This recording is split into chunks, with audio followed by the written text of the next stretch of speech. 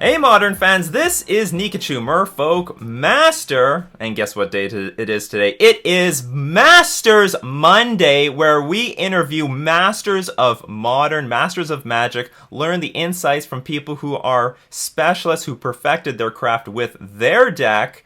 This is the best MTG podcast on Magic the Gathering that's not actually a podcast. Nikachu, how do I find your stuff on SoundCloud? You can't, because this is not actually a podcast. This is a YouTube channel. So today's special guest, he is a master of Blue Moon. He is destroying people online. He's in the top 5 of the trophy leaders on Magic the Gathering Online. We're going to find out all the innovations and upgrades that's taking this deck quietly to the top. No one's talking about this. We're going to talk about it today. I'm going to thank our special guest, Jacob the Pensword Cumiskey. Thanks for coming on the show, Jacob. It's great to be here, man. Let's talk some Blue Moon. Let's get into it. So for people who don't know who you are, they don't even know that Blue Moon's on the map right now. Tell us a little bit about yourself and why you're so accomplished with this deck. Absolutely, be happy to. So Blue Moon is my favorite archetype in any format. I've been playing it semi-competitively for about 5 years. Past 2 years started playing Moto because I really wanted to get better and play against better players. So I've been grinding Moto with Blue Moon for about 2 years. Mm-hmm. And as far as my accomplishments go, I haven't really gone to any sort of big paper tournaments. I mostly just grind Moto, but that's intentional on my part. Large crowds and events kind of make me skittish. And there's a lot to be said about like having the actual cards in your hand when you play a game of Magic. Mm-hmm. But I feel like I get a lot more playing online. It's really, really competitive and cutthroat, so when you make mistakes, it's super clear and easy to learn from it. Yeah, super punishing. Maybe someday... Yeah, exactly, which can scare a lot of people away, but I love punishment. It's the quickest way to make your deck better, and if there's one deck that needed a lot of workshopping, it was Blue Moon, so I thought, I'll just play it on Moto. I'm probably getting kind of insular with my testing at my local game store, so going to bring my puppy online and see how it goes. It started out really, really rough, but as the years went by and new cards got added to the card pool, it's quietly become one of the best, if not the best, control deck in Modern. And I know I'm going to get heat for that, but I'll back it up. But you got the results. Yeah, exactly. I got the data. Yeah. And maybe someday I'll get brave enough to put down my cup of hot tea and play Magic in something other than my pajamas at 12 o'clock at night, but I'm not at that point yet. So don't got the SCG results yet. First, I have to leave my house. That being said, even though I don't have the paper results, my win record online is really nice, if I do say so myself. I don't have enough time to really play more than 1 or 2 leagues a day. I mostly work during the week, but for the past half a year, I've been very close to the top of the leaderboard fairly consistently. There was this 2-month period after the Faithless Looting ban where they essentially banned most of my bad matchups by getting rid of Hogak and Looting. And I couldn't do worse than 4-1 a league. I think my win rate was 77%. I maybe 3-2 twice during that period. And that might have been because everybody was playing terrible Stoneforge Mystic decks. And Spell Snare and Remand were really, really good. But even after things sort of homogenized with Eldrazi-Tron and Urza being everywhere, the win rate didn't really go down a whole lot because Blue Moon, more than any other control deck, just plays the most flexible instants and sorceries. Right. And that's really, really good for an online meta, like grinding leagues in Moto, but it's less good for something like trying to 14-0 an SCG event. And we'll get more into that later. But not speaking in terms of data, I'd have to say my biggest accomplishment is more rooted in just, and this is going to sound incredibly saccharine, so bear with me, but more or less rooted in the emotion and growth as a Magic player I've experienced while playing the deck. Mm-hmm. It's no secret that there is a lot of negative stigma around this deck. And because of that, me and Blue Moon have more or less had a turbulent relationship. And there was a lot of times I actually considered dropping it before Modern Horizons happened. there would be these 1 or 2 year long chunks where the entire meta would be getting stupidly powerful cards with each new set. And I was still playing stuff like Electrolyzed and Burst Lightning. You'd see people playing the deck on camera during the early rounds of SCG events, and the commentators would like joke around and mock the players for choosing. It was discouraging. Oh yeah, especially people got to put their fully electrolyzers down. Like, yeah, exactly. It was hard to watch, man. It was hard to watch. And it was especially rough because after playing the deck for so long, I'd be like, well, you know, it has its weaknesses, but it only needs like one good card like this that fits into this sort of style, and maybe a slightly better removal. Like, it was always so close. But then you'd get sets where it'd be like, here's Collected Company, here's, you know, all these busted green cards, all these busted black cards, and blue-red never got like any love for the longest time. And that was really, really discouraging. But I stuck with it. And I don't know if it was just patience or stupidity or just love for the archetype. It was probably like a mixture of all those factors. But I kept playing the deck even though it was losing its competitive advantage with each new set. And I've never been a patient person, but I think my biggest accomplishment was that Blue Moon taught me patience. And it taught me to view my deck objectively and be like, okay, what does this need to be good, and do those cards exist? And eventually the patience was rewarded when Modern Horizons came out and buffed the archetype. It was Blue Moon Horizons. People joke about it being Commander Horizons. No. It was Blue Moon Horizons. You had Archmage's Charm, which is just Izzet Charm but better. And the only control deck that can run it is Blue Moon. Yeah. Because blue-white controlled has to run Field of Ruins because their land, they don't play red, so their land hate has to be locked into a colorless land. Right. How unfortunate. So you get Archmage's Charm, you get Magmatic Sinkhole, you get Force of Negation, and then after Modern Horizons, you get stuff like Brazen Borrower, and the big one, Mystic Sanctuary. And yeah, that was a big one. Has just become... Oh, I'm sorry, go ahead. No, yeah, that was a huge one for these control archetypes. Oh yeah, Sanctuary. I don't know what they were thinking, but I'm glad they thought it. And yeah, my patience paid off, and it was cool. I put off short-term success and glory for a long time because I really thought Blue Moon had potential, and it worked out. And I think maybe if I'm lucky, the fact that I've done well with such a fringe deck maybe will give people hope that their deck one day can be competitive enough to get somewhere near the top of the leaderboard, or even maybe near the top. Maybe they can win a big event with it. It would be really nice if me playing Blue Moon gave some people a semblance of hope that their deck might one day get the tools it needs to succeed. That would be really, really cool. So the long and short of it is my biggest accomplishment is still playing the deck in spite of all the nonsense that was tied to it. And it worked out. So those are my accomplishments. Practice mastering the deck in its like tier 2 form, and then when you get the tools, you get shoved. You already have the experience backed up to shove it all the way to tier 1 form. So, exactly. So I just want to ask briefly, why play this deck? Why are we playing Blue Moon in the first place in Modern right now? I mean, the biggest reason why is just, unlike the other control decks, this can actually have the option to kill your opponent quickly. Everybody always says, in Modern, you need to be proactive. You need to have a game plan to get your opponent dead. You can't just... But then they play stuff like blue-white control and 5 mana to fairies and stuff. So it's sort of like, I get it. Control decks need to have tools to slow down the game and eventually a way to win the game.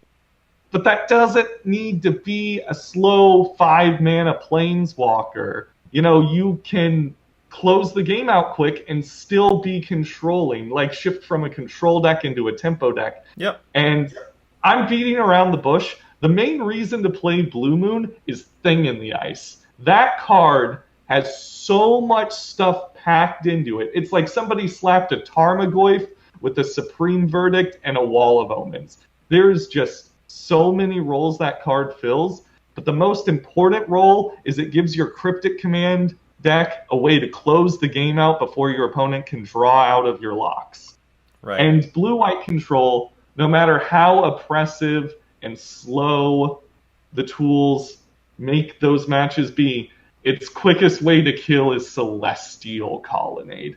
And if you're against something like Dredge or Burn, Colonnade's not going to get the job done game 1. You might be able to get them games 2 and 3, but I want to win game 1 with my control deck. Mm-hmm. And the best way to do that is to have a proactive plan to shut your opponent down. And Thing in the Ice just steals you games, even more so than Blood Moon. The name of the deck is kind of a misnomer, right? Everybody thinks, oh, Blue Moon, this deck's all about Blood Moon. No, it's about Thing in the Ice. It's about your 4 copies of Thing in the Ice, flipping on turn 4, sending all those humans, all that nonsense back to their hands and slapping them in the face for 7. And then maybe games 2 and 3, if the matchup dictates it, you can be a bit controlling.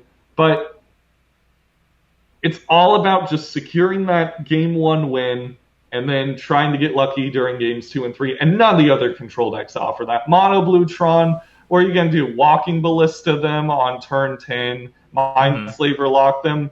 Your opponent's playing Dredge, like, okay, good luck winning game 1 with that. I'm not saying these decks are bad, and I'm throwing a lot of shade, but I can't think of a control deck in Modern that has quicker kills. I can't. Right. Maybe we gotta call it Moon Ice.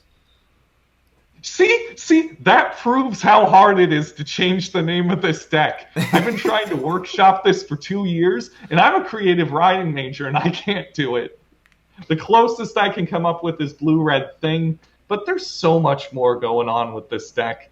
But the main appeal of it over something like Blue-White Control or the other control decks is you can actually win game 1 most of the time, regardless of the matchup. You always got a shot, thanks to Thing in the Ice. Oh yeah, there's a couple other reasons to play this deck over the other control decks too, and it's your ramp deck matchups, like your Titan Shift, your Amulet decks. They're buys. They're so easy. Those decks are already really, really soft to remand. Right. But you just have a I win the game card with Blood Moon. And the rhetoric around Blood Moon is always, you can play it against these sort of decks, but you need a way to actually close out the game, which again, Thing in the Ice does excellently. Mm-hmm. So it all just kind of meshes well together for those matchups. So if you hate losing to Amulet Titan, I think I'm like 90%.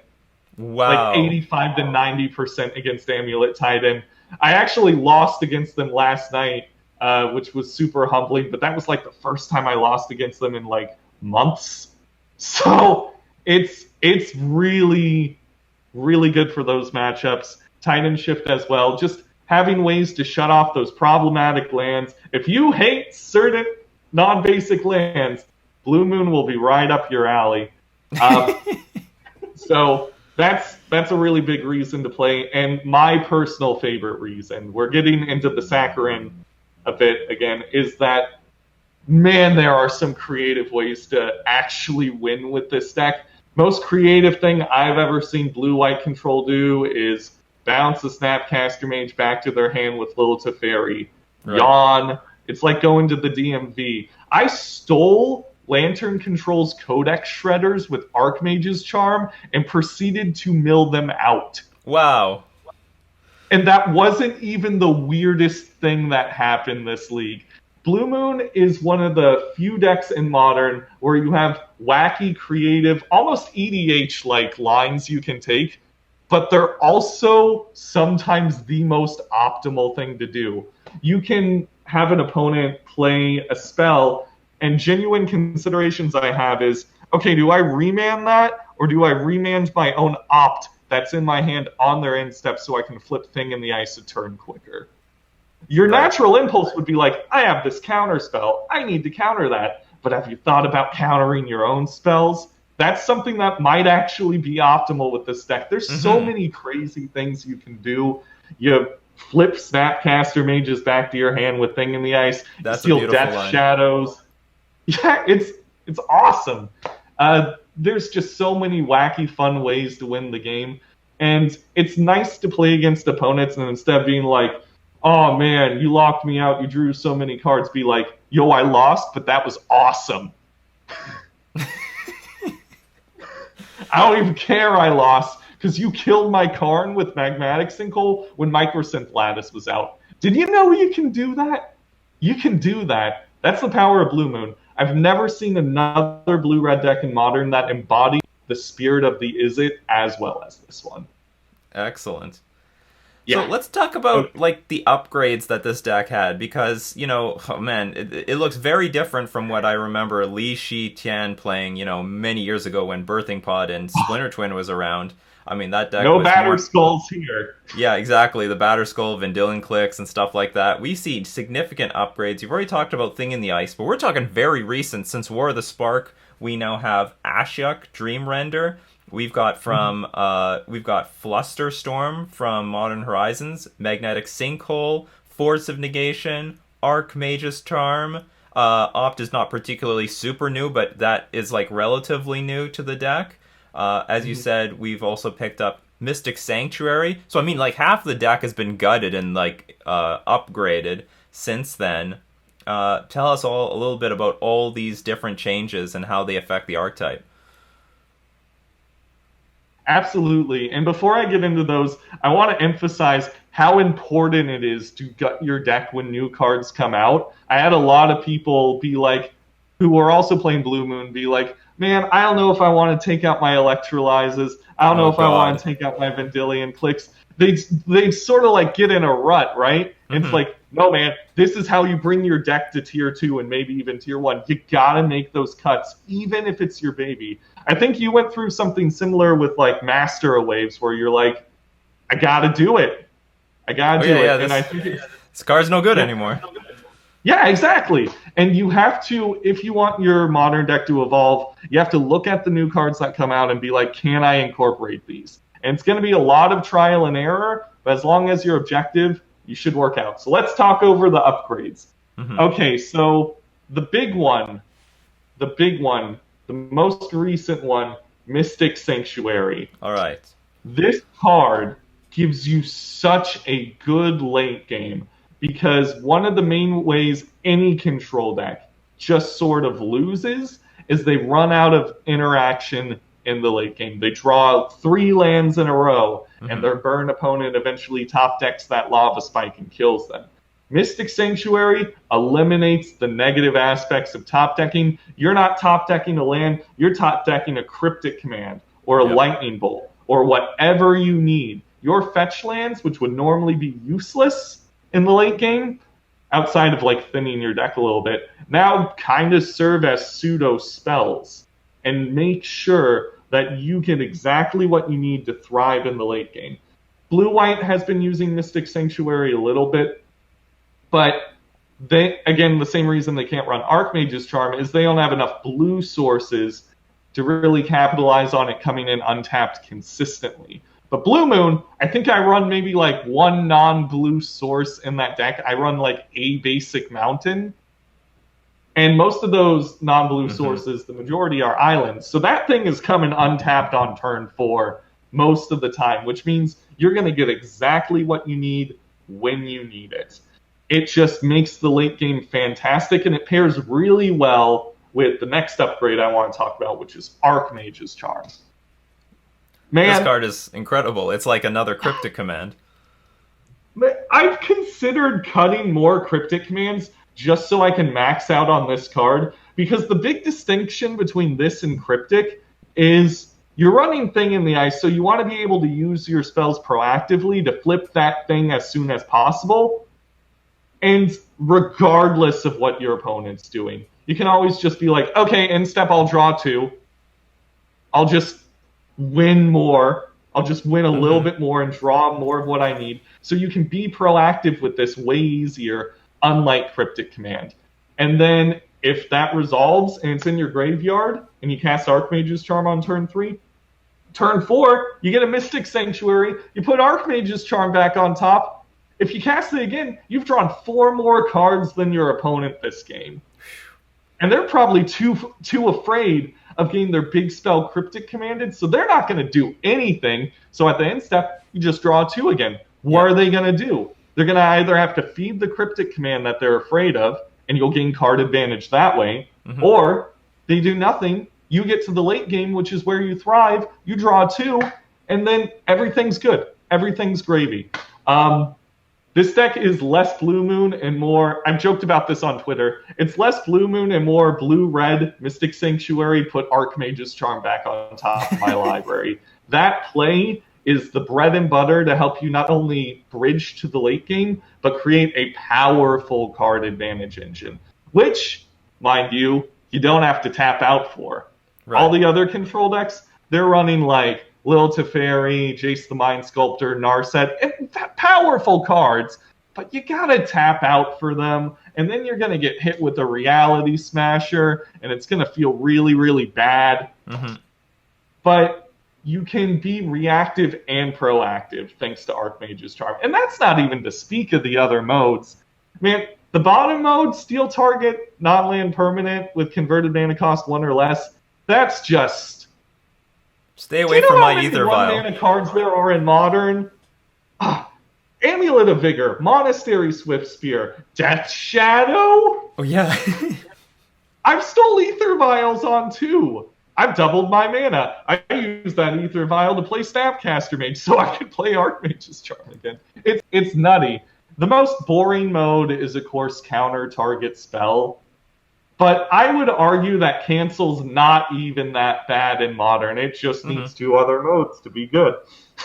That Cancel's going to look really, really good when you're against Burn at 3 life and they play Lava Spike. Right. That Cancel's going to look really good. It's not going to be great in the early stages, but you're playing Blue Moon. You're trying to get to the late game anyway, unless you really need to kill them with Thing in the Ice. So Archmage's Charm, it's just a better Izzet Charm. And then the other control decks get to run it because they have to run Field of Ruin. So, we get it all to ourselves. It's great. Magmatic Sinkhole is another really, really good one.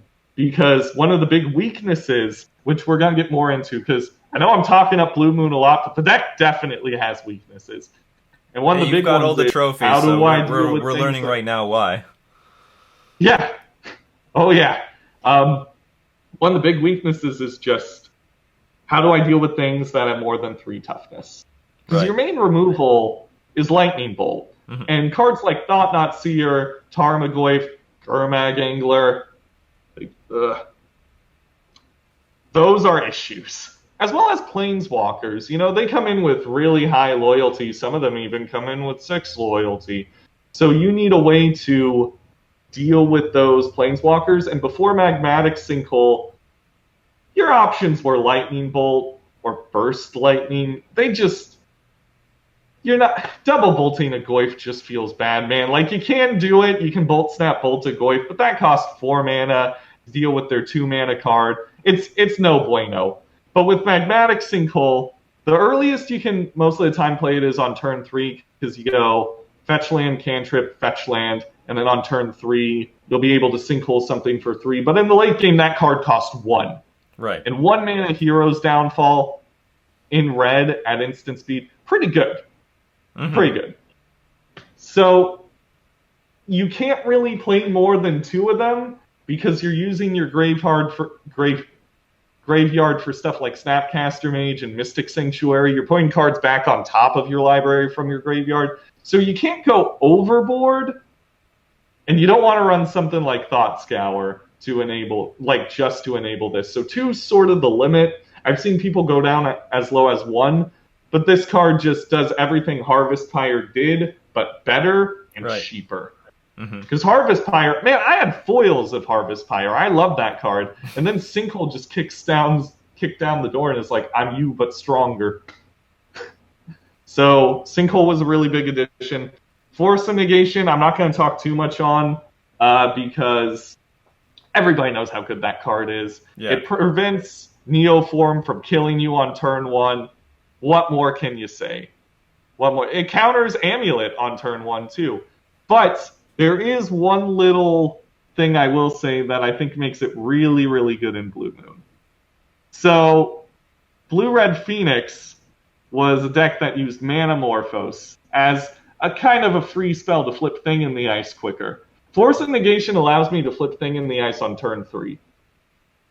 If that's interesting, everything lines up perfectly. Because at the end of the day, it's a free spell on your opponent's turn. So they go to kill your Thing in the Ice, you force it, and then you go cantrip, cantrip, cantrip, cantrip, cantrip, lightning bolt, and you just flipped your Thing in the Ice on turn 3. Mm-hmm. In your control 7, deck. Yeah, hit you for 7. Oh, you had creatures, don't care. Have fun playing them next turn. So being able to get those extra ice counters off a Thing in the Ice on your opponent's turn is valuable. I was against the Crab Vine deck, the one with Vengevine and Hedron Crab, and I actually won that match because I cast the Lightning Bolts, and they weren't casting any spells because they didn't want to cast spells to thaw my Thing in the Ice out quicker because they knew I had counter magic. It was how I was playing all game. So I had to throw a Lightning Bolt at them and pitch a Snapcaster Mage to force my own bolt to flip Thing in the Ice. Oof. And I managed to swing through and kill him. Yeah, these are the kind of things you got to do in Blue Moon. Like I said before, the creative, unorthodox lines are sometimes the most optimal. You're never going to have to do something like that in Blue-White, but when you win off it, it feels really good. So Force of Negation pairs really well with Thing in the Ice. One little sort of secret really good addition that's come out recently is actually Brazen Borrower. Right. And more importantly, Petty Theft. Love that because it's so good, man. They finally made a disperse effect playable in Modern. The Mad Lads. I don't know how they did it, but they did it. And it functions very similar to something. It's like a blend of Remand and Vendilion Click, because you can't really max out on Remands in Blue Moon a lot. Like, there's some metas where you might be able to run the full 4, but you're going to run into Burn and feel like a real dummy with your 2 Remands in hand. But Brazen Borrower kind of helps split the difference, because you still sort of time walk them when they, in the early games, play a 2-drop or sink a bunch of mana into a permanent, and you just send it back to their hand. It's not even card disadvantage, because you get a 3-1 out of it. Yeah. That can't even be Thoughtseize. Take that, John. You can't steal it. It's on an adventure. Hit you for 3. And it's not even that much worse than Vendilion Click, because I personally was never really able to capitalize on the disruption aspect of Vendilion Click a whole lot. It was just a 3-1 flash beater with some good upside. Like, it was cheesy with Narset, but that was very, very fringe. And I never blocked with it. If I'm blocking with Vendilion Click, I'm losing. Like, for real. I guess need to beat down with that thing. Yeah, so the can't block clause almost never comes up. And being able to send Gurmag Anglers and Tarmogoyfs back to their hand, it helps. You need early game interaction to sort of bridge into your Mystic Sanctuary Archmage's Charm nonsense. So Brazen Borrower, another solid piece of interaction. Obviously not as impactful as the Modern Horizon cards, which feel specifically designed for this deck in some ways, but pretty good. And last one I'm going to talk about is Ashiok. As if you needed your Amulet Titan matchup to be even better. But now this card also hates on graveyards. So you get to flex on Dredge, which is pretty fantastic. Being blue-red, we don't have a hard graveyard hate card like Rest in Peace. But again, flexibility. Ashiok may not be as powerful as a card like Thing in the Ice, but we get to run more flexible spells. We can bring Ashiok in against Scapeshift and Amulet, and even something like Storm. If they're still running Gifts and Given Game 2 and 3, they might not be. But we can also run against what few graveyard decks actually exist right now. Man, it feels good to say that. So Ashiok, super flexible, fun sideboard card. And I feel like there's a card I'm forgetting, but we can move on to the next question. Flusterstorm? Oh, Flusterstorm. Yeah, that's more or less something I'm testing out because I really hate Veil of Summer. And okay. What normally happens is one of the new big decks on campus is Bant Snoko, and it's just blue-white control splashing green for Veil of Summer and Oko. Yeah. It's like it's like vanilla Coke. It's barely even different. But Veil of Summer is a really good card, and it makes it so that blue-white control can actually win counter wars against us, which is terrible. So I've been testing out Flusterstorm to try and just make it, once again, impossible for them to win counter wars. And it's done that job pretty well. I think it's better than a card like Spell Pierce, because Spell Pierce gets better against something like Jund, where you can also counter Liliana in the Veil, but nobody plays Jund anymore. Okay, so people play Jund, but I haven't run into it. So, and I really want to beat up on Veil of Summer, so I've been testing it. Verdict's still out on that one. Hopefully they print something that allows me to interact more favorably with Veil of Summer, but I'm not holding my breath. All right, so let's talk about some of the old cards. I want to talk about two very specific ones. We're talking Blue Moon and Remand. Now, Blue Moon used to be the core card of the deck that was supposed to get free wins against multiple 3-color decks or even 2-color decks. Mm-hmm. I would love to know where Blue Moon is positioned right now in the modern metagame. And I also want to know your opinion about Remand. Now, Remand was a card, back when this deck was around, it was played in Blue Moon, played in all Scapeshift decks, played in Splinter Twin. Basically, if you were a blue deck, you played Remand, counter the spell, slow the opponent down, draw a card. But over time, I mean, Remand's been reduced to unplayable. I don't see it in any deck, but I still see you playing with, anywhere between 3 to 4 copies. So tell us about these two cards that were classically part of the deck and are still core to the deck.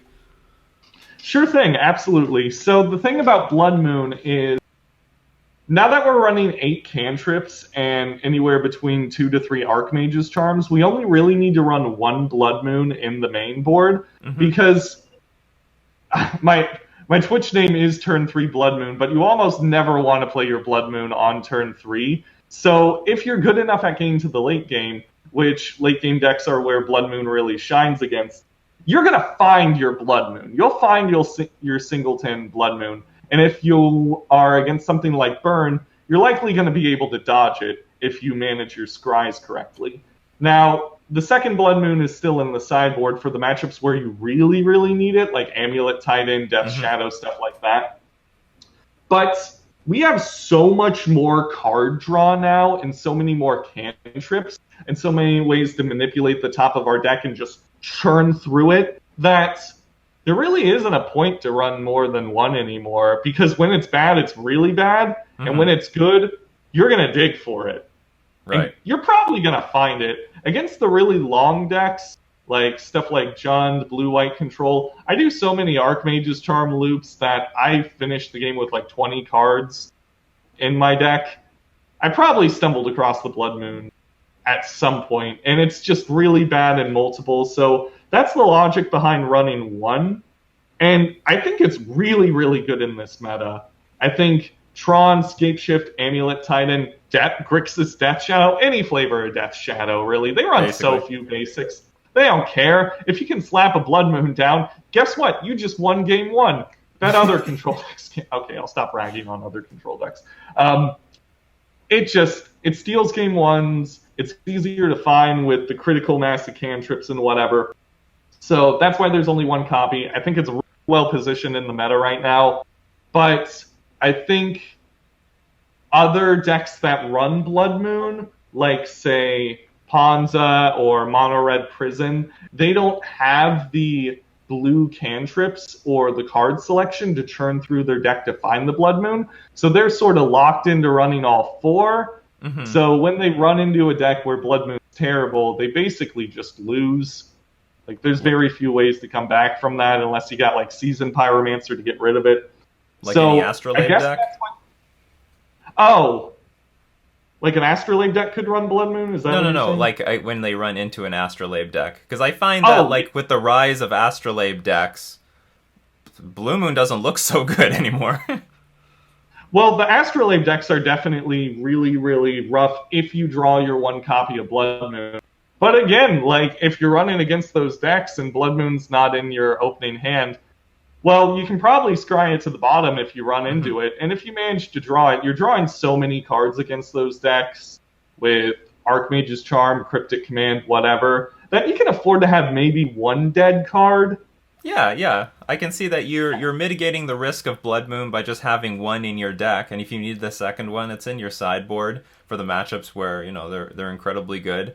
So that's very interesting that Blood Moon still has its good matchups, but you never fled out on them in the bad matchups. Yeah. Remand is a lot trickier to explain, though, because... Yeah, let's hear about Remand. Oh, man. Remand is...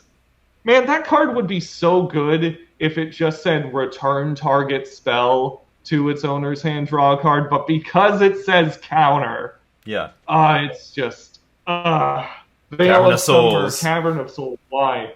It's so rough, man. It's so rough. But you can still... I honestly think that the rise of just so many strategies that depend on, haha, my stuff can't be countered, and the mix of just being super low to the ground and having all these one-drops, that's what's led to the death of Remand.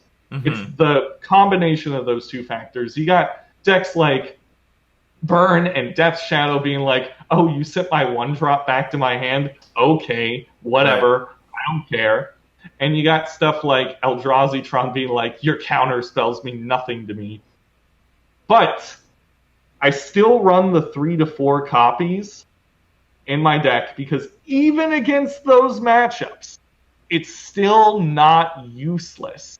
Even if your opponent has a Cavern of Souls, it's still not useless. And this ties back to Thing in the Ice. If you have a Remand in your hand and any 1-mana spell, you can remand your own spell to not only get rid of the remand, draw a new card, but also trigger your Thing in the Ice. Is it stylish? Yes. Is it efficient? Not exactly. But it beats having a dead card in your hand against Cavern of Souls deck. Mm-hmm. So you, of course, grab all of those out games 2 and 3 and replace it with stuff that's actually going to be relevant. I still leave them in versus Eldrazi and just hope to cheese them with Blood Moon, but against something like Humans, every remand, if I don't have a Thing in the Ice out, is basically a dead draw, and that really hurts. But that's the reason Remand hasn't been doing so well, and if I wasn't running Thing in the Ice, I'd be running like Mana Leak or Logic Knot or something else like that. But because of the tempo aspects of the deck, I think Remand makes sense, and I do have ways to convert it, even in the matchups where it's pretty dead. And I've remanded like an Eidolon of the Great Revel to buy me some time. Yeah. So even against decks like Burn, even against Death Shadow, remanding a Gurmag Angler is pretty nice, I've heard. Mm-hmm. So it's always somewhat useful. And when it's really dead, there's ways to get it out of your hand if you're running the Thing in the Ice package. If you're not, run like Mana Leak or Logic Knot or whatever. Excellent. And yeah, those are my thoughts on those two cards and why I've run the numbers that I have. All right, so I don't know which one to go through first, but let's talk about the deck's strengths and weaknesses. Absolutely. Let's start with weaknesses because I'm a masochist. All right. So... And I've also been hyping up Blue Moon this whole time, so I want to be somewhat realistic. So as I've sort of hinted at over the course of this interview, I think the deck's biggest weakness, even more than just dealing with +3 toughness creatures, is just you have so many counter spells in your deck. And granted, some of those counter spells do other things like Cryptic Command and Archmage's Charm. Mm-hmm. But against decks that really don't care about counter magic, like Aether Vial decks, Cavern of Soul decks, I played against an Infect deck that was running main deck Veil of Summer, so whatever the heck that was, decks that don't care about counter spells, you're going to have dead cards, which is really bad thing if you're playing a control/tempo deck. You don't want your cards to be dead. Blood Moon sort of helps with some of those matchups. Against like Humans, if they don't have an Aether Vial out, you can Blood Moon them, and then even if your cards are dead, they can't play any more Magic, so you're fine. But there's some obstacles you just really can't get over, and that's one of the big sticking points of this deck is if your opponent's just playing something that doesn't care about counter magic, it's not going to be impossible to win, but you're going to have a much harder time. Another big weakness, I think, is just it's the 3+ toughness creature problem. Cards like Tarmogoyf, Thought Not Seer, you essentially need to either counter those before they hit the field, or kill them with Magmatic Sinkhole, or bounce them back with Brazen Borrower's Petty Theft ability or whatever. Those clock you very, very quickly, and while Lightning Bolt is a powerful card, it's not as powerful as Path to Exile, but it is more flexible. So my main solution when I run into a deck with really, really chunky creatures and it's game one is I just try to kill them as quickly as humanly possible before their big dudes can kill me. Because as big as their creatures are, they're probably not as big as a 7/8. Probably not. I don't know. They're probably not as big. So not being able to deal with big creatures is an issue, but it was so much worse before Sinkhole came out. And I think the Cavern of Souls Veil of Summer problem is significantly larger for the deck. Okay. But this next weakness is it's why it's taken me 5 years to really, really improve this deck. And it's not something that I think would be incredibly apparent, but the community for Blue Moon is really, really small. I love my fellow Blue Moon players, and they're really smart, amazing people. But I can't ignore the fact that when new cards come out, the blue-white control people and the blue-white Discord, they got like 200 times more people working on how to incorporate those cards. And it's like me, Timu, and like 5 other people trying to incorporate this tech as quick. And I think that's part of the reason Blue Moon isn't really played as much. It's not that the deck is weaker than other control decks. It has a lot of benefits. It's just there's so much less people working on it that it's so much more difficult to actually workshop this thing. Right. And so our community is really, really, really, really, really small, and that makes incorporating this new tech a lot harder. It's why the tier 1 decks sort of stay at the top. It's not just because they're objectively the most powerful decks. It's because they have the most people working on it. Right. I'm sure there's a handful of tier 2 decks that could be tier 1 if you just got like a couple more pros working on it or a couple more people, but they don't work on it because honestly it's not their job and they shouldn't have to. So yeah, small community makes evolving the deck not impossible, but it goes so much slower than the other decks with a bigger following. But let's get to some of the strengths, because there's a bit of them. The big one is, for me, and I've mentioned this a bunch, is that it can actually kill quickly thanks to Thing in the Ice. Right. I should probably talk a little bit more about Lightning Bolt, too. Lightning Bolt's a win condition.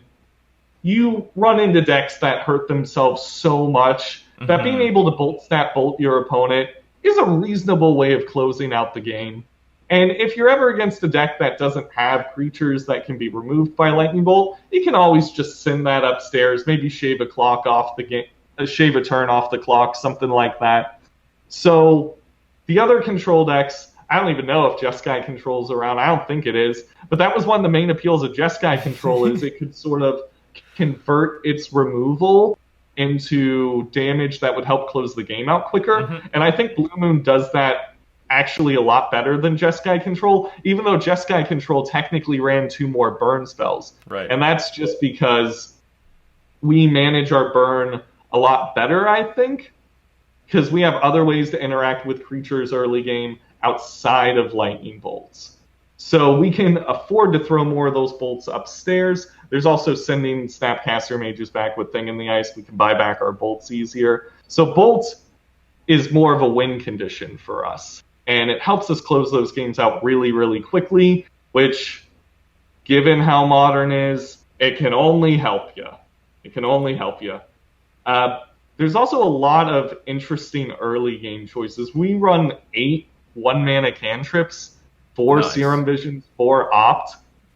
Like, I never feel helpless playing Blue Moon. Even if my game goes like, okay, Serum Visions, oh, I'm dead because my opponent killed me on turn 2. I think, well, if I identified that my opponent was playing Neobrand or Infect or whatever killed me, I could have scribed differently to try and find something to keep me alive in the game. So I'm not saying those choices ultimately matter a whole lot, but it at least creates the illusion that my choices matter because there's a bunch of early game things you can decide with your cantrips.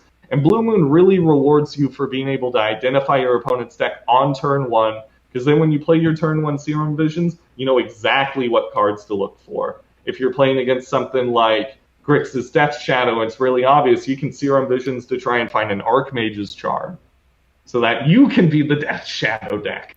Or maybe find a Blood Moon. You know what to look for if you're able to identify those cards really, really easy, which functions differently to another blue-red deck with a lot of cantrips, Storm. Those cantrips are mostly used to just be like, okay, I'm missing this piece of the combo, I gotta dig for it. But Blue Moon is sort of the inverse of that, where it's like, oh, I'm missing this piece of interaction for this matchup. I should probably go look for that, or something of an equivalent value. Or I don't have a win condition, maybe I should look for a thing in the ice because it's going to be relevant in this matchup. Or, oh, they're Jund, I need to bottom those thing in the ices. From like turn 1, you make decisions that will decide whether or not you lose the game. And it's really punishing in that respect, but I think that's a strength. Because when you play punishing Magic decks that don't reward you or let you win if you mess up, it's a lot harder to get in sort of those patterns where you're just playing unoptimally and can't grow. And Blue Moon makes it very, very obvious what you did wrong and how you can do it better next time. That match I was talking about earlier where I lost against Amulet Titan, I kept a hand that didn't have Force of Negation, Abrade, Blood Moon, Ashiok, any way to deal with it, but it added Disdainful Stroke, and I kept it, and my opponent played Cavern of Souls, cast their Amulet Titan, and I lost. And that decision that I made from the opening hand lost me the game. And more so than any other control deck, those choices you make early on, and they really matter. When you make it correctly, you improve. And I want to improve. I want to get better at this deck. There's still things I got to improve. How do you become a master if you don't improve? Exactly. And Blue Moon doesn't allow you to play unoptimally. I mean, you can play unoptimally, but you're going to lose. If you stack things wrong with your Serum Visions, you're going to lose. And I think that's a big reason a lot of people don't play that deck. With blue-white control, you could be in a bad spot, but you top deck your Supreme Verdict against your creature-based deck and you won. You could have made like 20 bad decisions up until that point that led to that scenario, but because you drew your trump card, oh, it doesn't matter, I'm so good at Magic. It's like the Overwatch thing. It's like, I got gold damage, I didn't do anything wrong. And it's easy to fall in that false way of thinking, but with Blue Moon, you never get that opportunity because all the lines are so tight. So you can't trick yourself into thinking you did everything perfectly. Because if you didn't, you're not going to win. You're not going to win. So it's super punishing, and I think that's a strength. And it's punishing because of its early game choices. And I just got done dissing Supreme Verdict for giving, like, I win, I'm so good at Magic. But Blood Moon does the same thing. And I think that's one of the strengths is sometimes you just get free wins with Blood Moon, but it never feels unearned. Because the decks that died to Blood Moon, they were asking to die to Blood Moon because they construct their mana. Like, you're playing 2 basics, man. Yeah, I Blood Mooned you. Don't salt off. And you're using Blood Moon to fight nonsense like Cavern of Souls and Tron Lands and Valakut. Like, I don't feel bad Blood Mooning people because they're trying to do things that are infinitely more busted than playing a Blood Moon. If they stop, you make Blood Moon sound like you're part of the good guys. That's because it is, man. Hey, if they stop playing Cavern of Souls and Tron Lands, I'll stop playing Blood Moon. I'll free up that slot. I'll throw another Archmage's Charm in there. I don't care. But they play these busted cards, and I got to come in there with Blood Moon and be like, this is how you built your deck.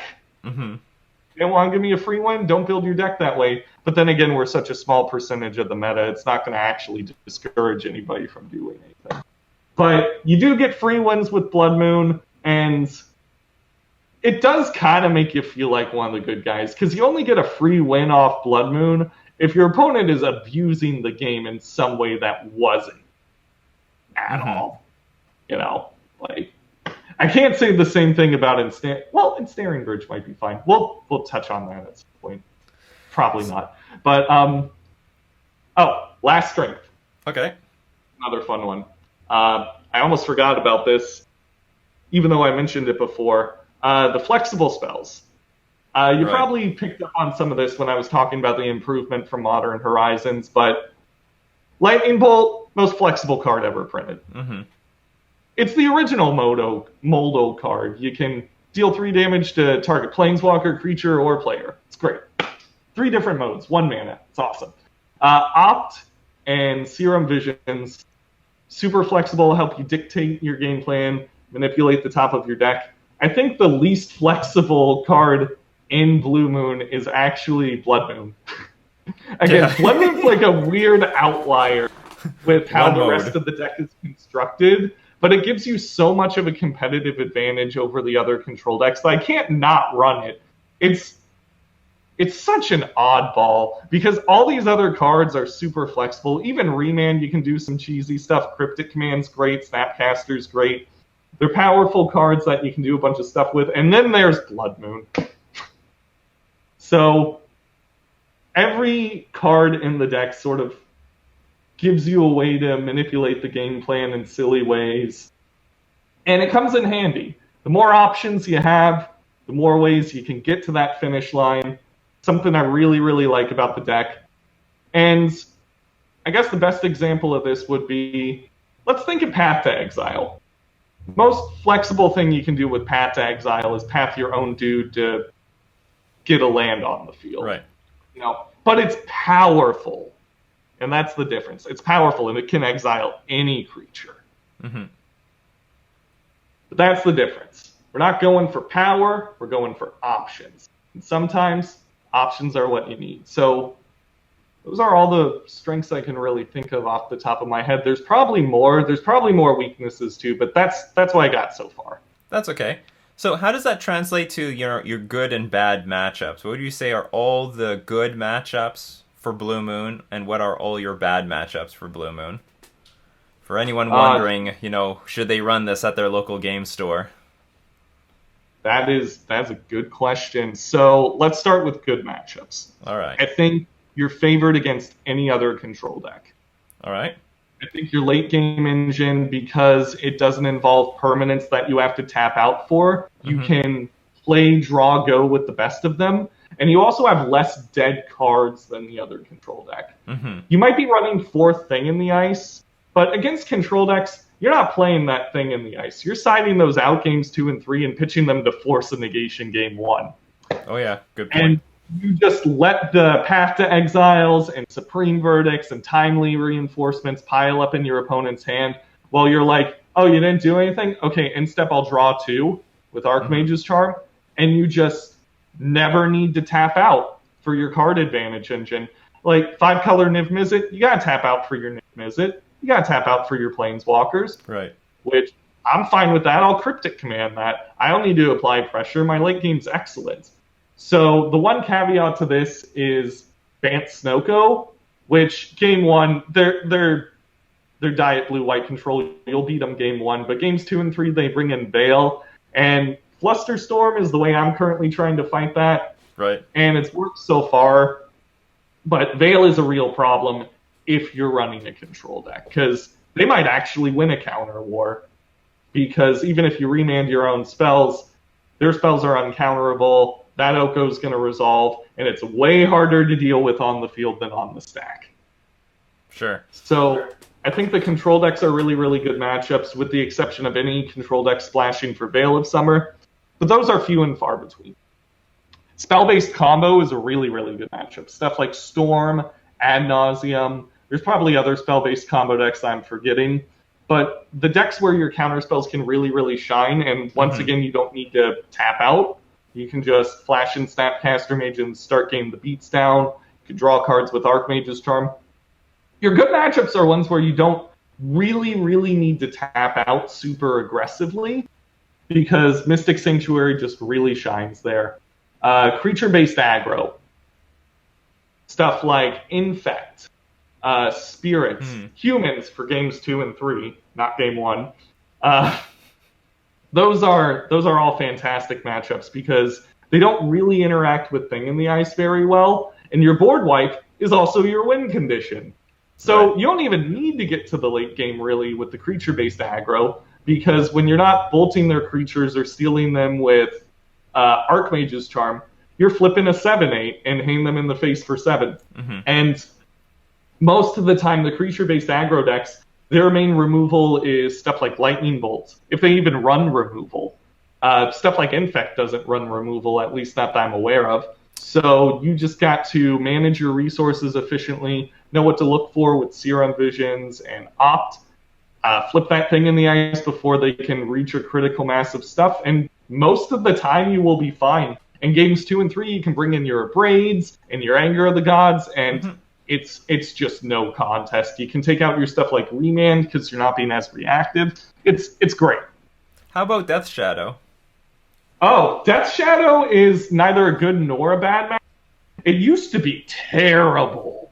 It used to be so bad because Gurmag Angler was already a problem, but then you got like 7/7 and 6/6 Death Shadows, and it's like you look at your Lightning Bolts and you're like, they're at 7 life, and I have 2 Lightning Bolts. You're smart, Death Shadow opponent. I respect you, but I'm gonna die out. But once again, Archmage's Charm saved the day, and it brought us up from like a 40% win rate to like 50 or like 51. Maybe 49. I'd say we're about even because the only card we ever really struggle with anymore is Gurmag Angler. And if you draw your Relic of Progenitus early, or you have an Ashiok, or you manage to remand the Gurmy and empty their graveyard, they're locked into trying to kill you with Death Shadow, which when you can steal a Death Shadow, it's not going to work out great for them. And that's not even to say the versions of Death Shadow that don't run blue. Like, the one really big card other than Gurmag Angler is Stubborn Denial, because, we're a non-creature based deck. But the Mardu Death Shadow deck, I mean, they don't even run Stubborn Denial. They just play their Death Shadows out there. They just go right out there onto the battlefield, and it's like, okay, sure. You're playing your Shadow, no protection, I'm fine with that. I'll take that. A Jund Death Shadow, if they're running like Veil of Summer in the sideboard, can be a bit tricky because protection from blue. No, Hexproof from blue. It's not even protection from blue. Oh, it's so weak. But game 1, you can normally get them. I'd say most of the Death Shadow matchups are hovering around 50%, with Mardu being like almost 60%, Grixis Death Shadow being like 50%, and I'd say Jund Death Shadow is probably closer in like the 40s, maybe 45, just because Veil of Summer is such a beat. Right. If you want a bad because matchup, I was just curious because you were saying Blood Moon is such a good card in that matchup, and also the Lightning Bolt is a win condition, partial win condition, and they put their life total so low. And also Archmage's Charm can steal the Death Shadow, but I can see that there are still some problems in that matchup that keep it even. Oh, another big matchup I should probably talk. Well, not another big matchup, but a big sticking point for the Death Shadow matchup, and probably the reason why it's so low still, even after all those points, is your Thing in the Ice is never flipping. Right. All variations of Death Shadow run Fatal Push, and I don't know. This probably ties into just like mistakes people make with the deck in general. Is I see people leave their Thing in the Ices in against Death Shadow, and I'm like, you fool! That'll never flip. They got Dismember. You're helping them. You're giving them a target for Dismember. What are you doing? I wish I had the sort of optimism to be like, this thing has 4 ice counters on it, and I'm flipping it against a Fatal Push deck. Now, because Death Shadow pressures you so early, it can be kind of hard to get to the late game, as opposed to something like Jund, where you just draw infinite cards and they draw lands and you beat them that way. But because Thing in the Ice is really bad in that matchup, and you have trouble getting to the late game because they pressure you so much. That's why it hovers around 50, even though we have all these other great things going for us. Even though Blood Moon's great, sometimes we just cheese them out with Lightning Bolt. But it's a really interesting matchup because you have to manage if you play your thing in the ices or not, which most of the time you don't. Have to prevent Gourmet Angler from coming down. And if you can do that, you're probably going to be all right. Excellent. So how about the bad matchups? What are all the bad matchups for this deck? Can Eldrazi get its own category? Because sure it can. Everyone has that one deck they just have like a 5% win rate against. Man, I'm so glad you said that because I've lost so many nights of sleep trying to figure out how to make my Eldrazi Tron matchup better. And my girlfriend always says the same thing. It's like, don't worry about it. No modern deck is perfect. I'm like, but I know I can figure it out. I can't figure it out. I can't. They just got so much going on that invalidates all the best aspects of our deck. We depend on a bunch of 1-mana cantrips and 1-mana spells. Chalice of the Void. We play Remand, not only Cavern of Souls, but Carne. Oh man, if Carne ever slips through and we draw a Remand, it's just like GG. Like, what am I going to do, Remand the thing you tutored for? Yeah, that'll just delay the inevitable. Also, they just generate so much mana if you don't have Blood Moon out that Remand looks silly. Mm-hmm. Also, Blood Moon. You think Blood Moon would be great against them, but they have essentially 6 copies of Waste because they got the 2 copies of Waste and the 4 Expedition maps, so they can just fetch out a Waste if you play a Blood Moon. And then they thought not C or U, and it's like, oh great, a 4/4, my favorite. Says everything is like, I mean, you could Lightning Bolt Matter Reshaper, but that's not good value. It's such a feel bad. Man, I can't even block Matter Reshaper with Thing in the Ice if they have open mana, because then they're going to play Fucking Ballista and ping it down. Mm-hmm. And then I look like a fool. It's just everything about that deck feels like it was designed to crush Blue Moon. It's got uncounterable stuff. It's got loads of mana to make Remand bad. Our removal's terrible. I cannot think of a way to beat it.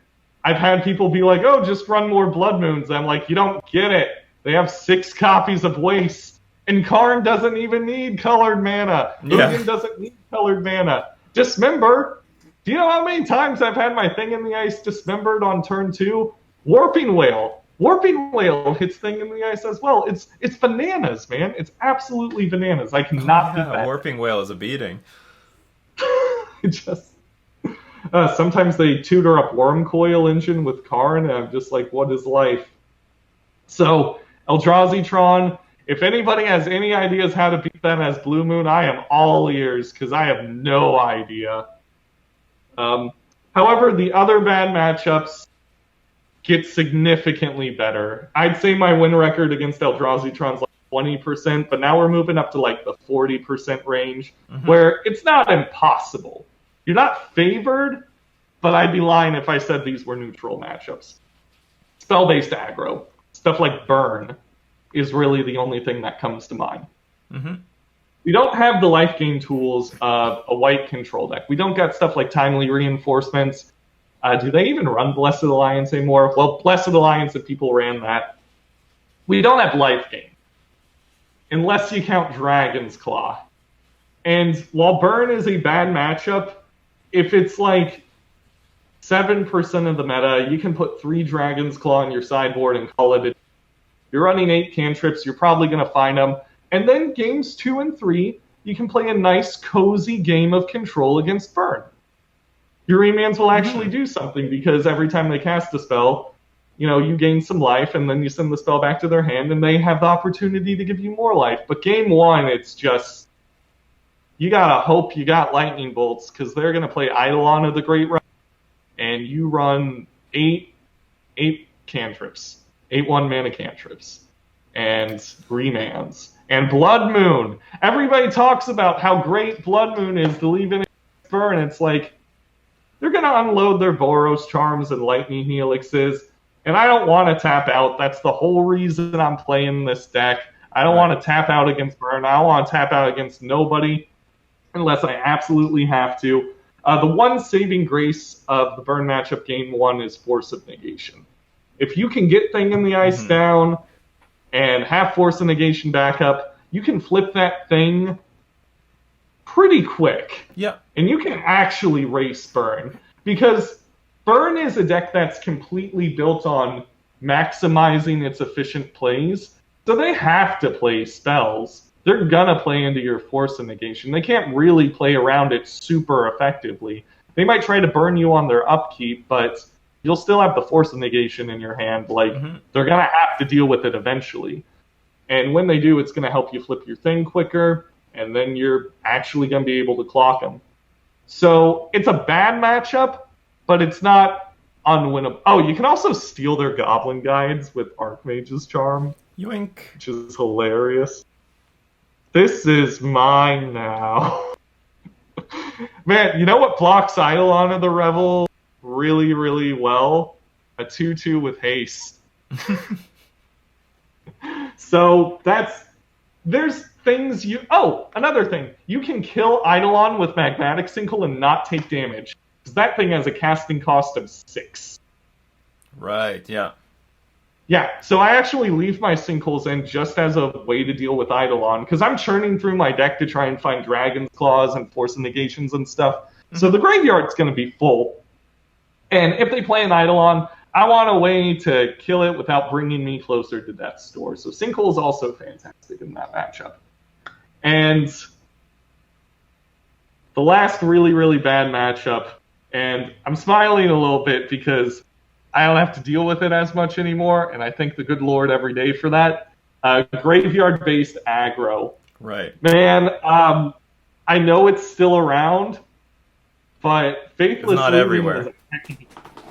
Faithless Looting was a heck of a card. It was really good, and I am so glad I don't have to play against it anymore. 2019 was very rough. Oh man. Yeah, I'm having flashbacks to it right now. It was a bad time, and it's still a bad matchup. If you play against Dredge or Crabvine, there is a very high percentage that they're just going to have loads of bodies on the field and a conflagrate in the graveyard, or they freaking chilled you a million times, and you look kind of silly with your handful of reactive cards. So much like Burn, winning game 1's very difficult, but the key is, again, Thing in the Ice. Because their whole strategy is they flood the board with creatures, and they play non-creature spells to sort of enable their stuff like Cathartic Reunion. I think Crabvine plays Glimpse the Unthinkable. So if you're able to play your thing out and sort of be like, I got a game plan for the creatures, and you have a Force of Negation in your back pocket, and you're able to force the non-creature spells, you're going to win that match. Because even if they flood the board again with creatures and threaten to block your 7/8, that's where your Cryptic commands come in handy, because you can actually tap down your dudes, get those last points of damage in, and you feel amazing stealing game 1 from those decks, because it used to be such an uphill battle. You'd be facing down Hogak on turn 2, or they'd have like a million Faithless Loot. Be like, okay, I can do this, but they'll just flashback looting and get everything back again. But because the graveyard decks took a significant hit, your Thing in the Ice plan is a lot better, especially now that you got Force of Negation back up. And games 2 and 3, much like Burn, you can configure your sideboard to deal with it if it's a big chunk of the meta. You can always run more relics, Surgicals, Ashioks. I tend to lead more towards Ashiok because Ashiok's a more flexible spell, comes in during more matchups. And those decks tend to run a lot of fetch lands anyway, so the you can't search your library clause is really, really relevant. Because it also means they can't fetch out their basics, which is good because Blood Moon destroys these decks. Granted, if they have a super nutty start where they have like 30 prized amalgams on the field, Blood Moon's going to look pretty silly. But if you interact with them enough in the early game and Blood Moon, say, Dredge or Crabvine, their life from the loams are gone. They can't play their Stinkweed Imps. They can only play their red spells. Crabvine doesn't even have red spells. I think they run 1 basic swamp. So they really got to flood the board, and if they do, you got Anger and Thing in the Ice. There's things you can do, but game 1 is really, really rough. Really, really rough. But it's rough for everybody. Yeah, and you have more of a chance of winning game 1 with Blue Moon than I would imagine you do with Blue-White Control, because Blue-White Control doesn't run Rest in Peace main deck, and they run Supreme Verdict, and you don't want to kill a graveyard deck creatures, they're just going to come back anyway. Mm-hmm. But bouncing them to your opponent's hand, well, then they have to actually play a game of Magic and cast them, which slows them down considerably. So I would rather flip them to their hand than send them to the graveyard if I'm against one of those decks. 100% of the time. Well, not 100%. If the guy can Flaggergate in the graveyard, they can just discard all of those and kill you. But most of the time, it's better to flip the Bloodghast back to the hand than send them to the graveyard. So I imagine our game 1 against these decks is better than like Blue-White Control or Niv Mizzet or Mono Blue Tron. So there is one other deck that maybe is a bad match. No, it's not a bad matchup. I want to say Humans is a bad matchup, but we always win games 2 and 3 just because we have so much removal in the sideboard. But it follows the same sort of philosophy where Eldrazi, Tron, Burn, Graveyard decks, and Humans are all bad game 1 matchups. Mm-hmm. But games 2 and 3 are just so lopsided because they just play into all of our removal, and Blood Moon's super great against them. And right. Aether Vial used to be a problem until Archmage's Charm and Abrade came into the fold. So now we got ways to deal with Aether Vial. We can even steal their Aether Vial to play our Snapcaster Mages and Thing in the Ices, even after they've been hit with Reflector Mage. I had a Humans opponent once Reflector Mage back my Thing in the Ice. And because I stole their Aether Vial on turn 2, I was able to play it again and block a attack. It was awesome.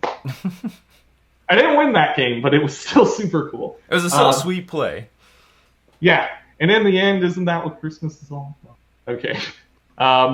So that's about all I can really think of. Are there any other matchups you'd like to go over? Yeah, I want to go over the top matchups in Modern right now. Now, we've gone over some of these. So, Amulet, you said, very good matchup. Eldrazi Tron, terrible matchup. So, the polar universe opposite. Balances out. Grixis Shadow, even-ish matchup. But what about the Urza matchup? So Urza is like a pretty big deck right now. It's like blue Jund, as some, I heard Arilax actually described it pretty well. It used to be like this prison deck. It's now turned into Simic Jund in a lot of ways. Tell me about your Urza matchup right now. Man, I'm really glad it turned into blue Jund because I could not beat a Thopter Foundry. It feels like with each iteration of the Urza decks, they just make it weaker and weaker to counter Magic and Thing in the Ice. The one exception to that is Oko. If my opponent plays a Broko on turn 2 or 3 and I don't have a Force in my hand, I'm going to have a bad time. But in terms of Urza himself, I don't care about that token. That token, I'm either going to steal that token or I'm going to bounce it back. And if they want to pay 5 mana to reveal a Misty Rainforest off the top of their library, they can do that. I felt as if the versions with War of Invention and Thopter Foundry, they might not have been better, but they were definitely better against my deck. I wouldn't say it's favored, but it's definitely leaning towards favored. I'd say it's about like 57%, maybe 55%.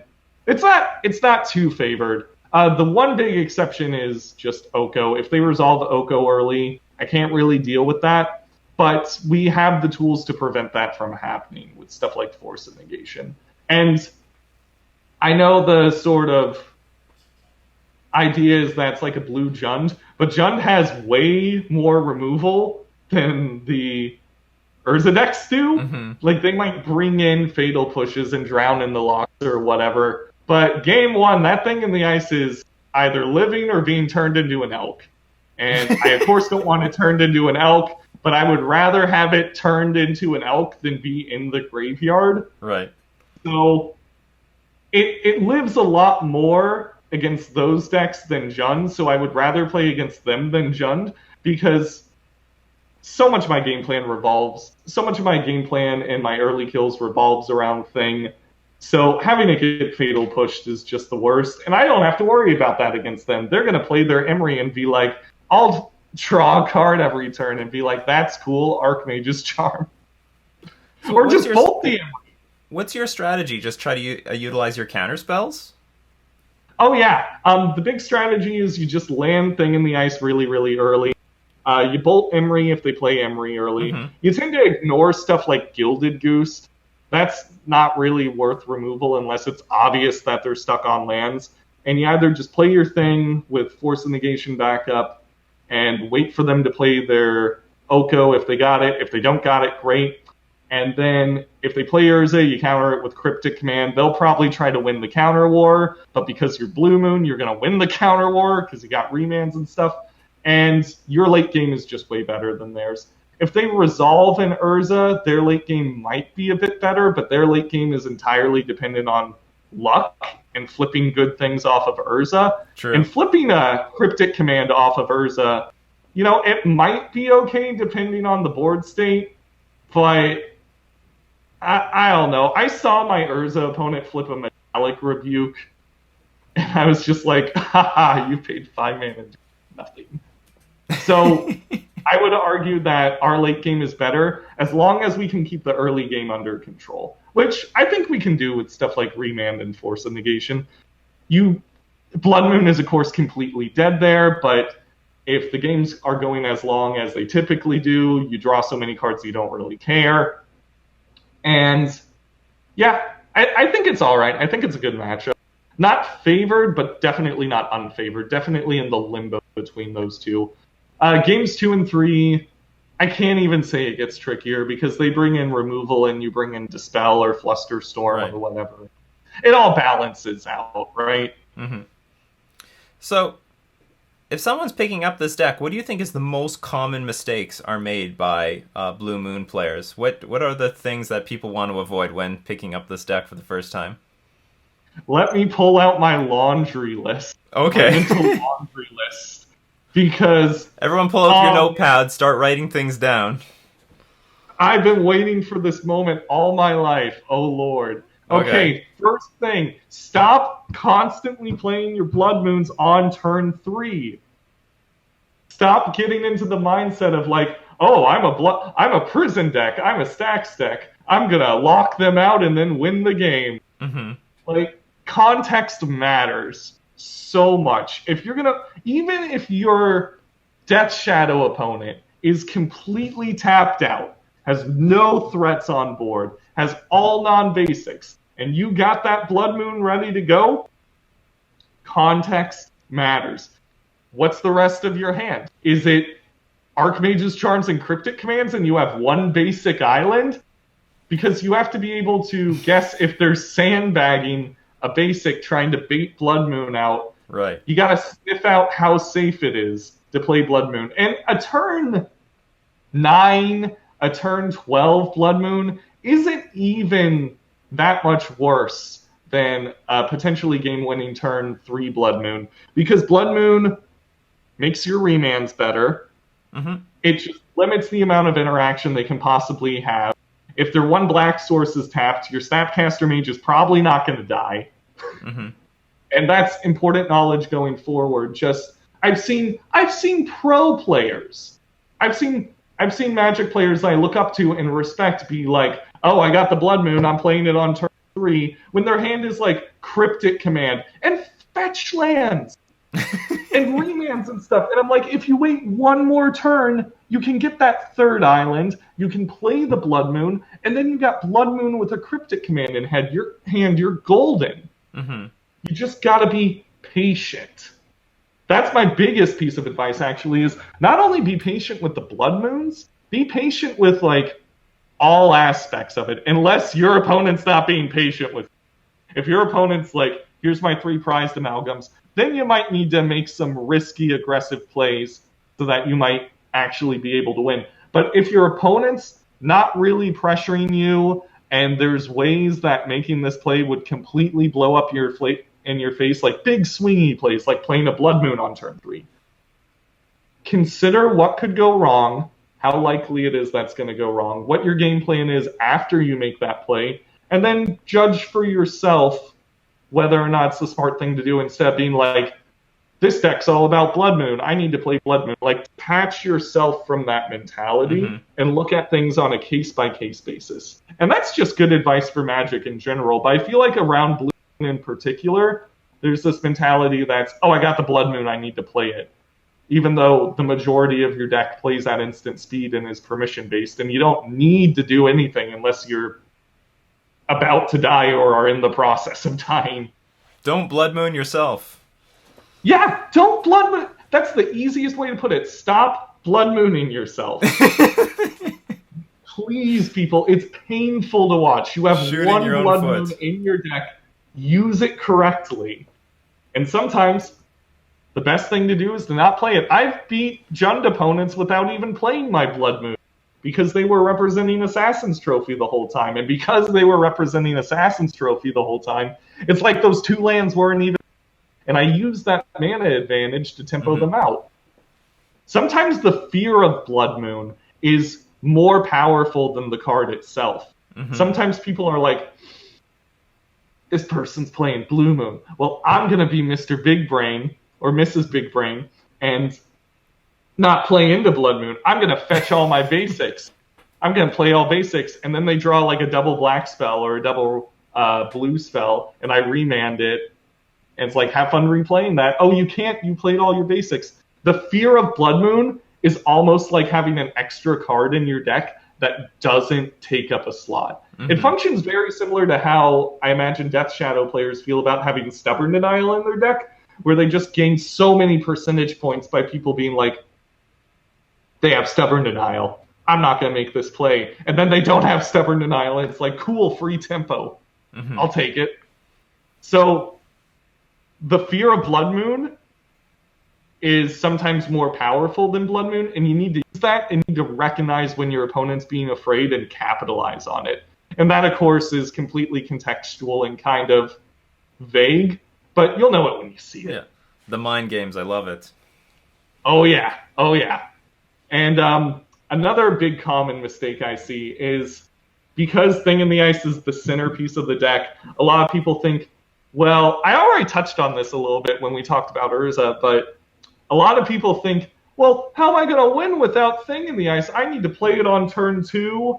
I need against Jund, against Death Shadow, and it's like feeding a goose to a crocodile. It's like, why are you giving them tempo?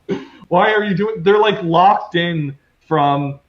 the only other successful Thing in the Ice deck in Modern, which is Blue-Red Phoenix, where it's like, I'm playing my Thing in the Ice on turn 2 because it's a bad boy and it's gonna flip and kill you. And it got Fatal Push Fly. And it's like, no. Sometimes the best thing is to not play it. It's very similar to Blood Moon. If your opponent's obviously representing removal, and the odds of you flipping that thing this game are essentially 0, don't just throw it out into a Liliana. Don't just throw it out into a Fatal Push. Use it. Use it as bait to sort of create a mana advantage. Because your opponent will eventually have to kill it, but they don't have to kill it too when you're vulnerable and you don't have a lot of mana to interact. They can kill it on like turn 12, and you can use that opening where they try to kill it to do something way more swingy, like maybe Bolt Snap Bolt them. I don't know. I see a lot of people feeding their Thing in the Ices to removal heavy decks, and then leaving them in games 2 and 3. And I think a big part of the reason why is they think they don't trust their late game. They don't respect the Mystic Sanctuary Archmage's Charm Loops. They don't think that plus Snapcaster Mages plus Bolts are going to be enough to beat a deck like Jund or beat a deck like Death Shadow. But those decks run out of gas eventually. If you can make it to the point where you even have a late game, they're not going to be able to beat your late game. Even if they thought seize you to try and steal a Cryptic Command, you've been drawing so many cards that's like, here's my 2 Cryptic Commands. Do you want to play that spell? You can take one of them and lose 2 life. That'll make you die to Bolt. It's just you have to trust that if you have a deck where flipping Thing in the Ice isn't realistic, don't play them out unless you need to. Don't leave them in games 2 and 3. Trust your late game. Mystic Sanctuary is a busted card. Blood Moon makes your remands decent in the late game. You have the tools you need to thrive against a mid-range and control deck. And Thing in the Ice isn't one of those. Now, if you're against a mid-range deck whose main removal is Lightning Bolt, yeah, leave the Thing in the Ice then, sure. But if it's Path to Exile or Fatal Push, you most of the time want to take those out. I leave some number of Thing in the Ices in against the Path to Exile decks just because it's like a free rampant growth. And mana advantage is really, really valuable in that matchup. If I have more mana than my opponent, I'm probably going to win those counter wars. And it's card advantage. But oh yeah, and card advantage too. Absolutely. There are some times where the blue-white control opponent will be able to make some plays. Maybe they like play a Narset and draw a card off it and I'm forced to bolt it, where they might have the same number of cards as me. But if they've been pathing my dudes all game, even if we have the same amount of cards, I got more mana to win those counter wars with the help of Remand. So you gotta trust your late game. Don't play your Thing in the Ice into the jaws of a snapping crocodile. Don't do that. And the last big mistake, I would say, how do I actually describe this one? People use their cantrips really aggressively when they play Blue Moon. And I think that carries over from, and what I mean by that is, let's say you have a hand where it's 3 lands, a Thing in the Ice, Remand, Lightning Bolts, and a Serum Vision.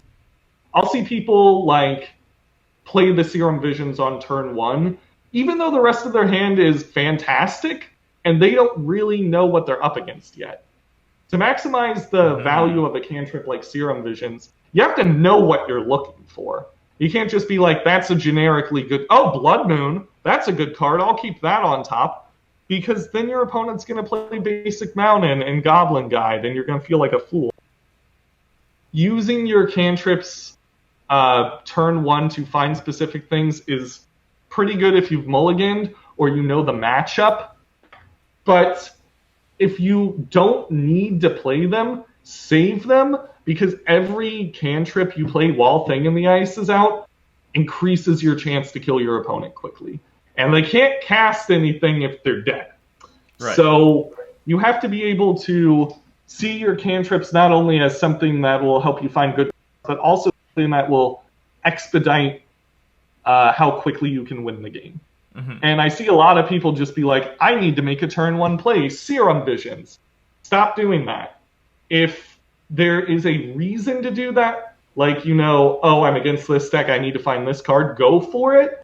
But if it's match 1, game 1, you're on the play, and the rest of your hand's great, save that Serum Visions, because it could be the difference between flipping a Thing in the Ice on turn 4 and winning, and flipping a Thing on the Ice on turn 5 and losing because you just couldn't kill them quick enough. So using your cantrips super aggressively when in the early stages of the game, not great unless there's absolutely something you need to look for, and odds are you don't know what that is. Gotcha. All right, so we got some questions from the community, if you'd like to answer them. Interesting. Okay. All right. Platinum Empyrean and Madcap combo. What's your thoughts about this? I knew something like this was going to happen. So one of the, I probably should have touched on this with the weaknesses aspect. There's a million different win conditions for Blue Moon, and I get a lot of people in the community asking me, why aren't you playing Through the Breach? Why aren't you playing Platinum Experiment Madcap? And it's like, I'm just going to say this now, and I know I'm probably going to get junked for it. It's because they're clunky. And yeah, they're terrible. They're really clunky. Your Platinum Empyrean might win you some games against Burn, but so's Thing in the Ice. Thing in the Ice is way better against Burn than Platinum Empyrean. They fill very niche roles, and Thing just does it better. Like, Twins banned people. I know you want to capture the magic of winning on turn 4 or turn 5. That's not going to happen. We need to evolve. And part of evolution is being objective and being like, is this package good? And it just gets answered by too many things. I see people do the same thing with Through the Breach. They're like, oh, Through the Breach has put up results. It's a great deck. And then you play the deck, and your hand is 3 Emeralds, and like 2 lands, a Lightning Bolt, and a Cantrip. And it's like, I can't keep that. There's dead cards in this. How am I going to be an effective control deck when the deck is this clunky? Mm-hmm. So I think this is a symptom of Splinter Twin being banned and people wanting to recapture that magic. But all of these, with one exception, all these like combo-ish builds of Blue Moon, they're all weak. They're all clunky. I'm sorry. I know I'm going to get flack for that, but just play Thing in the Ice. It's a Tarmogoyf with a Supreme Verdict stapled on it. It also plays great defense. It's way more flexible than any of those other cards. And flexibility is the main thing we got going for us. There is one exception to the combo-based builds, though. Okay. Someone in our the Blue Moon Discord has been rocking it with a blue-red control-ish tempo deck running the Kiki-Jiki Pestermite combo. Right, but I'm familiar a with very this, small package and 4 copies of Brineborn Cutthroat. Mm-hmm. And the tempo game for that is actually excellent. Mm-hmm. If they can't kill your Brineborn Cutthroat, it might even kill faster than Thing in the Ice. Mm-hmm. But that's because those parts are synergistic and there's an elegance to it. If you flash in a Pestermite when you have a Brineborn Cutthroat out, even if you don't have Kiki-Jiki, that's still a pretty efficient beater. So the flexibility and synergy of that deck is why I think it can work to a certain extent. There's only 2 copies of Kiki-Jiki in the main deck, so it kind of functions like Blood Moon, where the upside's very high and you don't lose a whole lot by having it in the deck. But Madcap Experiment and Through the Breach, their entire packages. The deck building cost is way too high. But with the Kiki-Jiki Brineborn deck, the cost is very, very low, and it's not too different from how my deck plays out.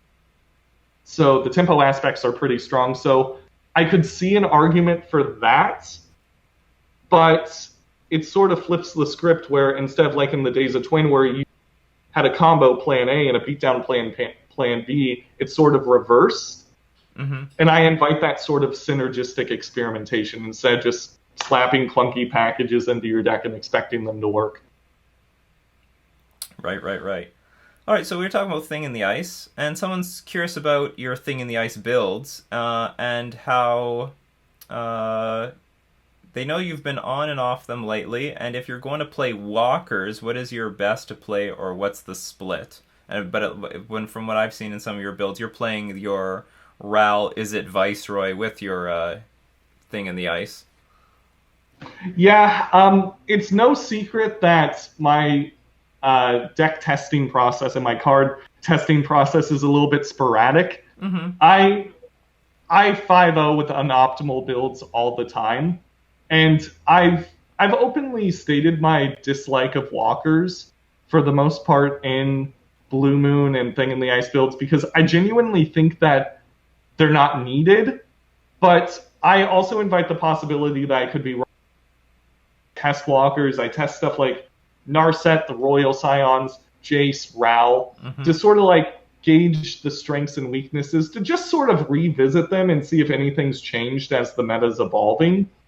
And I think walkers are fine in Blue Moon, but the risk of running them is very, very high because you sort of create an opportunity for your opponent to play something when you tap out for them that you can't normally answer. I think part of the reason blue-white control can get away with running so many walkers is because they have cards that can deal with anything but are kind of narrow.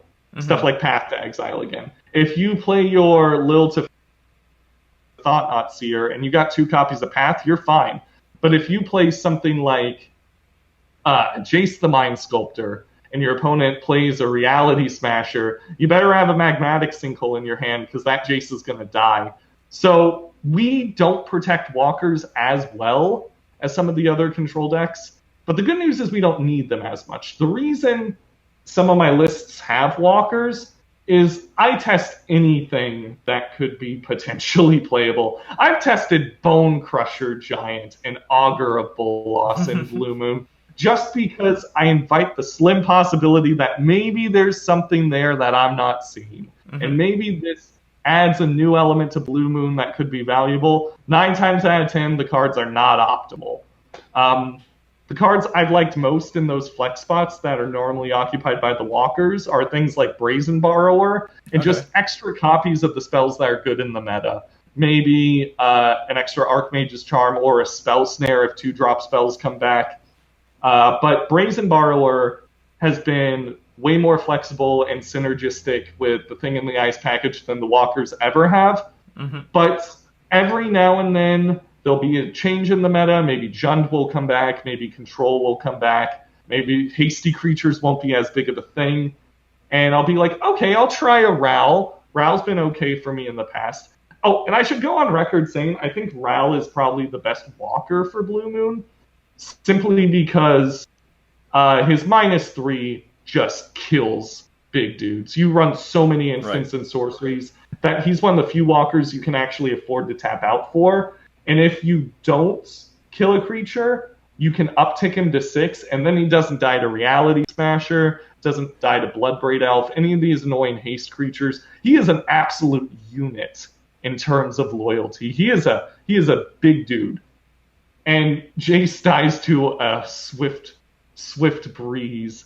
And the Royal Scions are very contextual. You kind of need other creatures out for them to be really, really effective. But Ral just draws you cards, kills big dudes, and win the game. So if the meta were to ever shift where I'd be comfortable tapping out, I would probably go with Ral, because I think we can get to 5 mana kind of okay. But if the meta's really, really aggressive, I'm not touching Planeswalkers. I'm just going to play Archmage's Charms and steal haste creatures. So there's one extra question. There's sort of curious, why are we playing Blue Moon versus, why are we playing Blue Moon, not Blue-White Control? Why not Death Shadow? And maybe even more specifically, why not the Kiki combo version? So we went over the Blue-White version. We're a better we play better at flash speed. We don't, tap out at sorcery speed. So why not play something like Death Shadow or the Kiki version of Blue Moon? Well, the main reason why... Well, that's sort of a broad question, because it's like, why not play Death Shadow? Why not play, Titan Shift? I think Death Shadow and Blue Moon play extremely different. Death Shadow is way more of a tempo-based deck. It's not a control deck by any stretch of the imagination. It runs one play set of counter spells that are completely contextual on whether or not you have a creature on the board or not. So it really just comes down to what you enjoy playing Modern in. And I've played a lot of decks. I've actually played Death Shadow in my free time. I've played Storm, I've played Humans, I've played Jeskai Control, I've played Blue-White Control. I've played a lot of different things, and no deck I've ever played has had the same sort of game plan as Blue Moon, and I'm really into that play style. Right. So I feel like when people ask those sort of questions, what they're really asking is, what deck can I win my next SCG event with? Or what deck do I take to a Grand Prix? And the answer to that is almost never Blue Moon, because Blue Moon's not constructed to go 14-0. Blue Moon is constructed to go 4-1 and 5-0 consistently in leagues, because when you play these big events that you need to do perfectly on, you got to run things that are inflexible and powerful. That's just a hard, fast rule of Modern. You can play flexible decks for smaller events, but if you're being like, why not run Death Shadow? Why not run this sort of deck? It really just comes down to what your priorities are as a player. And even more importantly than that, what sort of decks do you enjoy playing? I I think Blue Moon has a very unique play style, and I don't think it can be mimicked by something like Death Shadow, or any other deck for that matter, really. But as to why we're not playing the Kiki combo, I think it's too easy to interact with if you devote yourself 100% to it. Mm-hmm. Triple red is also a huge casting cost. You know, it's way harder than double red. 5 mana, it's honestly not as much of a deal breaker as the triple red, to be honest. Because if you're controlling the, probably get to 5 mana, you can as easily as you could get to 4. There's some cases where you just need it right just now, but it just asks a lot out of your mana base to be running triple red and triple blue, and that's not even if you want to run Blood Moon in your sideboard, which is one of the big benefits of running a blue-red control deck, is you get access to that incredible sideboard or main board tech. And if your mana base is all screwed up, if you have all these islands because you want to play Blood Moon, but you also don't have all these islands and have all these non-basic because you need red sources for Kiki, it's just a hot mess. If you're going to do the Kiki deck, I recommend doing it in conjunction with another plan, kind of like the Tempo deck we were talking about with the Brineborn Cutthroats, because there's a big difference between playing 2 copies of Kiki and playing 3 and 4. That's way more of a commitment. Even though the similarities in the mana base exist, you're not going to have triple red on turn 5 every game, as opposed to if you fully committed to it. So, does that answer that question? Yeah, absolutely. So, nice. This was a fantastic interview. You're an absolute master of Blue Moon. We got the in-depth knowledge. If you feel you got something out of this, don't forget to like and share this video. But if people want to know more about Blue Moon, watch you play, how can people connect with you? Where should they follow you? Absolutely. So I have a YouTube channel. It's Jacob Cumiskey. If you just type that in, you should be able to find all my content. I also stream on Twitch. I've been streaming fairly irregularly just because I moved, but things are finally starting to stabilize. And I stream every weekend, most of the time in the afternoon, Eastern time, between like 12 to 6 on Saturdays. I also have a Twitter, @CumiskeyJacob. And I mostly just tweet about Blue Moon and do screenshots of my matches and stuff. You won't get any like hot takes from me or anything. But if you want to be updated with my content, Twitter's the best way for me to do it. I post most of my streams to YouTube. If I'm particularly ashamed of myself, maybe I won't do it. But for the most part, all the good content's there on YouTube. And that's about all I got in terms of ways to contact me. Oh, no, there's one more, and this one's huge. We have a Blue Moon Discord, which I should be able to send you the link to that. Oh yeah, everyone's gonna find all the links in the description below to be part of that Blue Moon community. Yeah, we gotta grow that community. Blue White Control is overrepresented here. We gotta keep up with them so that we can innovate just as quick.